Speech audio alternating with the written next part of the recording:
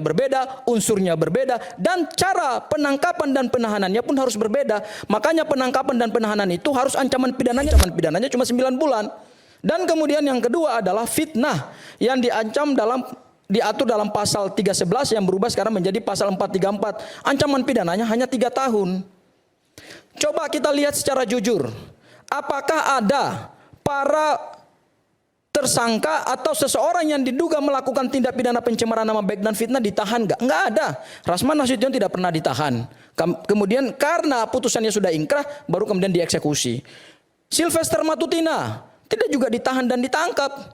Meskipun putusannya sudah ingkrah, sampai hari ini kan juga masih kabur. Itu fakta yang tidak bisa kita bantah gitu. Kemudian coba kita lihat Hari Azhar ya. Itu juga pasalnya adalah pencemaran nama baik dan fitnah. Tidak pernah ditahan.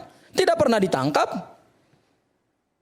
Ini bukan delik material yang berhubungan dengan tindak pidana teroris. Gini, penegakan hukum itu kan ada namanya asas proporsionalitas. Antara perbuatan dan cara memperlakukan seorang tersangka itu harus imbang. Mungkin kalau tindak pidana teroris atau tindak pidana tertentu, atau kita sebut sebagai tindak pidana khusus, misalnya korupsi, terorisme, ya, atau yang mengancam keamanan negara, memang harus dilakukan special treatment, pun yang juga beda. Makanya di dalam ilmu hukum pidana ada namanya kualifikasi delik.